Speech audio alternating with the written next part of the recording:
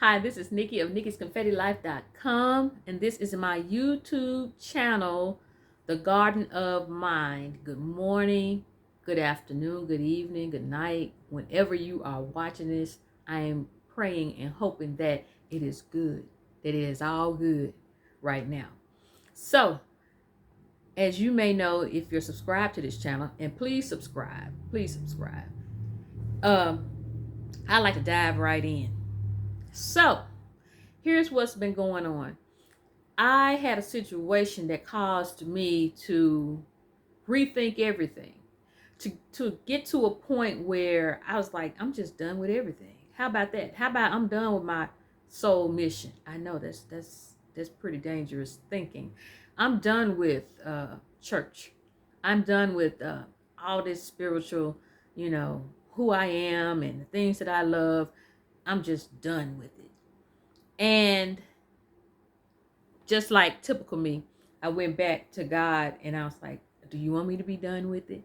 I know I said I was done with it, but am I really? Do you want me to be done with it? Can you just give me a clear sign and not, the regular signs you give me, but I need a clear sign. And for 2 days, but only 3 times I asked for a clear sign. And I got clear signs with an S. But then I got a really big clear sign on what I should do. And I was reading on this number that I saw. That was one of the big signs.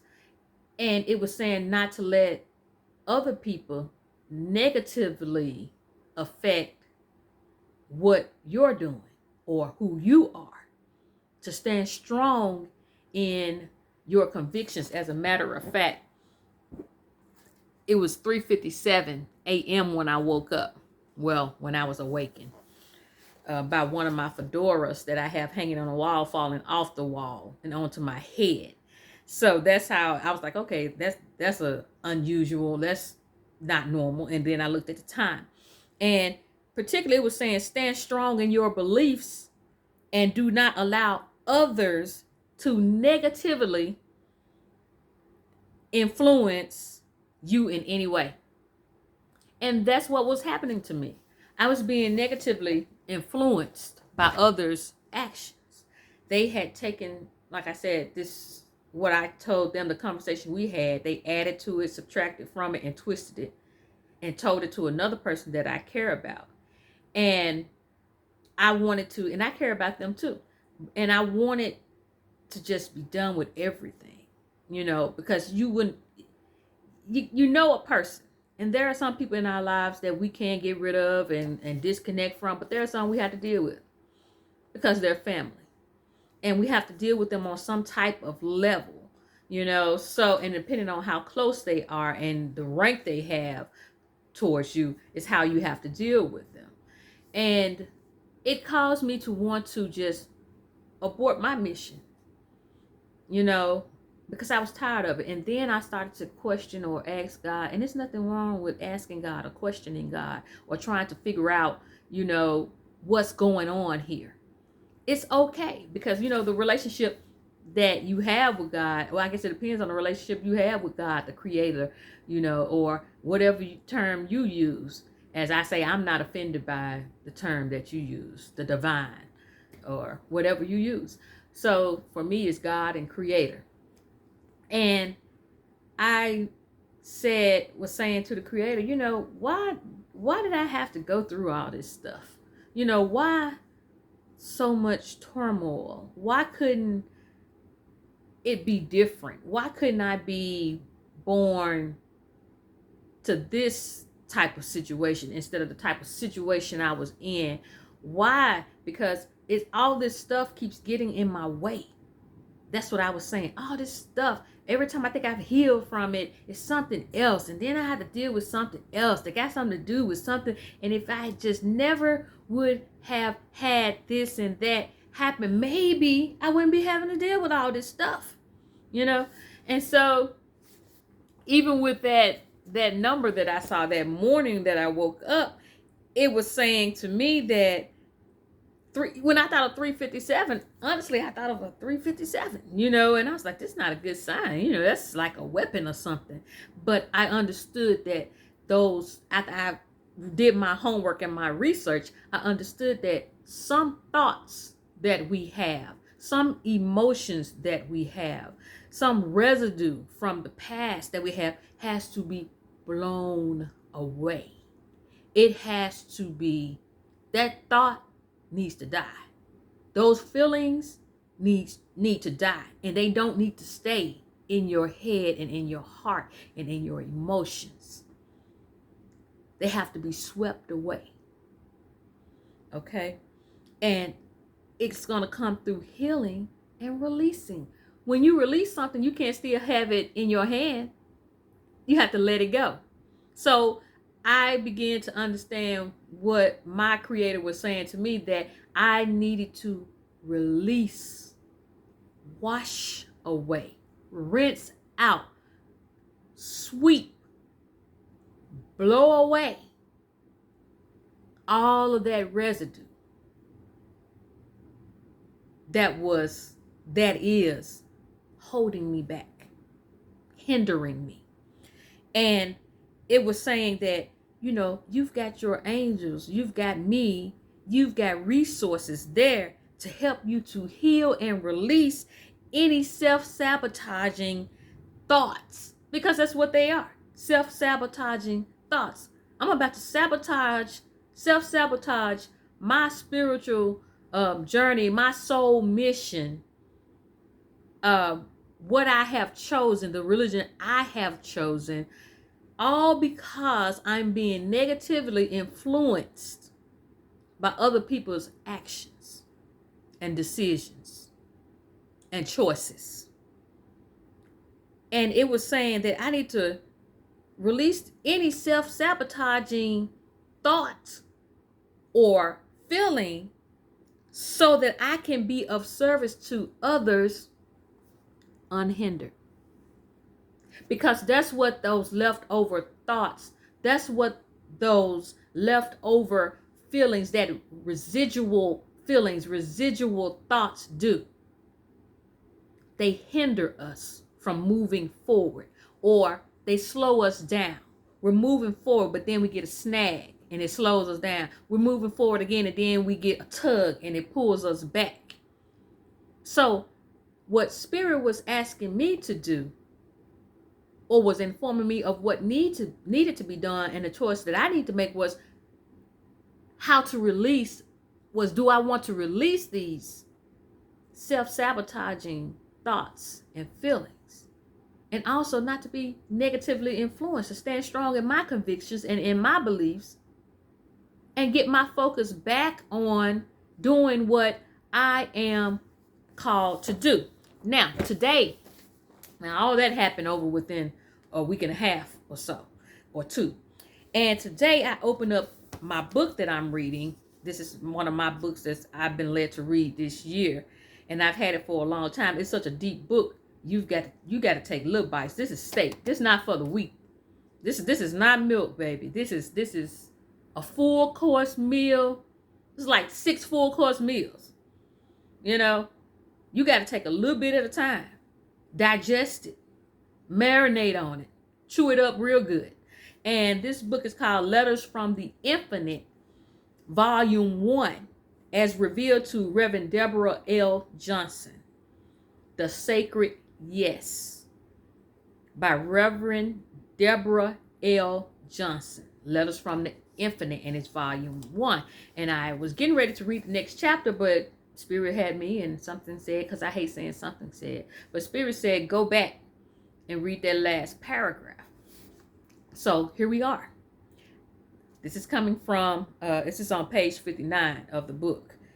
I have already taken everything that has happened and put it in part of the master plan and shaped it in such a way as a benefit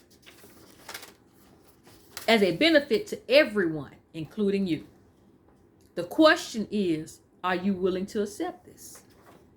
So, I'm asking why I had to be born into this situation. Why did I have to go through that? What was the point of this? This stuff just keeps coming back, and I just keep having to deal with it. And you know what? I'm through with all this kind of stuff. I can't deal with this and deal with that at the same time. And Spirit's like, no, you cannot. That is why you're going through this, because of these residual, these leftover, this unfinished business. You need to finish it. You know, that's like the game we were playing. I can't think of it was Mortal Kombat or whatever, and they go finish him, you know, and you finish the opponent. You got to finish it. You got to release it, like for real, not the fake release it, or you thought you released it. And sometimes you will give yourself grace and mercy, because sometimes you will have to go back and heal a little more. It's not the end of the world. It's not worth giving up your purpose, your soul mission, why you are here. It's not worth giving up your creativity. It's not worth giving up your education, your dreams, your goals, and the things that you're pursuing. Whatever this negative thing that's influencing you, don't allow it to influence you. And then find a way. I don't care how you find a way, through prayer, through the word of God, through spiritual leaders, through whatever it is, through books, through therapy, to help you to release. Meditation, to get rid of what's hindering you. Anyway, when I read that, so everything that I've gone through is already in, it's for the master plan. And that is just, it's part of the plan. And if it wasn't part of the plan, the creator's like, I'm just gonna make it part of the plan. I already knew that was gonna happen. I just put that in there. Okay, well, she chose this, we're gonna do this now. Put her back to where we're going. Because you're going to get to where you're going if you keep going. Yeah, it's like a little child. You just walking this way, and then they start to veer off the path, and you pick them up, and you're like, nah, baby, go this way. You know, they fell down over there, they hurt themselves over there, and you're like, oh my God. If God be like, oh myself, and just pick you up and just, boop, come on over here. Now, you may have to heal from what happened over there, but you got to keep going this way. The thing is, will you accept it? Will you accept the fact that it's all part of the plan? That ought to bring you some relief. Whew, I went through that, and it's all part of the plan. The question is, are you willing to change your relationship to circumstances and conditions in a way that would allow you to see the gifts that are awaiting you? Will you get your mind off of the circumstance? Will you elevate and look over what happened or what's happening to you and see how it can happen for you and for your good and for the good of others? Because it's not just to benefit you. When you benefit, then you can benefit, others can benefit from what you benefit from. When you heal, you help others to heal. You can say, oh, I've been through something like that. Let me see if I can help you if you want my help. Are you willing to change your relationship to the circumstance? Are you willing to not be the victim? Are you willing to not be the perpetrator? Because maybe you're the perpetrator. Will you use your spiritual power to pierce through the veil of appearances, or will you use your spiritual power to keep you perceiving the appearance? Oh, I perceived that what I went through was for nothing. Why am I being hurt so much? Why am I making these choices? Why are these people doing this to me? Why don't they like me? Why won't they love me like I need to be loved? Why won't they do this? Why did this happen? Blah, blah. Am I willing to go beyond the circumstances? Or do I stay stuck in the circumstance? As always, the choice is yours. This is Father. This is Mother speaking. This is God, the Creator, speaking. The choice is always yours. And here's what I love. As always, I love you no matter what you choose or what you do. And as always, I am everywhere you are. So regardless of what you do, I will be there. I still love you. If I abort my mission, my soul mission, if I say, you know what, I'm done with Christianity. I'm done with the church. I'm done with coming on YouTube and trying to talk to people and help people along the way and share my journey and thoughts and we're talking to each other. If I say I'm done with that, God still loves me. God is still there. The choice is mine, and the choice is yours. And whatever choice you make, you're still loved. So it's up to me. It's up to us to decide what we're going to do. I just wanted to tell you, don't let anybody else's negativity influence your choice and your decisions. And then I also wanted to tell you to take your circumstances, your situations, your past, your history, your current thing that is going on, and to raise yourself up above it, to look on it and then look beyond it to what's in store for you. And know that what you're going through or what you have went through can benefit others as well as you. And it's all a part of the master plan. It cannot be peaches and cream all the time. Sometimes it's rocks and sand. Sometimes it's dust that gets in your eyes. Whatever the case, make a choice. And I hope you make the choice not to let anyone or anything influence you negatively. Stay in your truth. Stand your ground.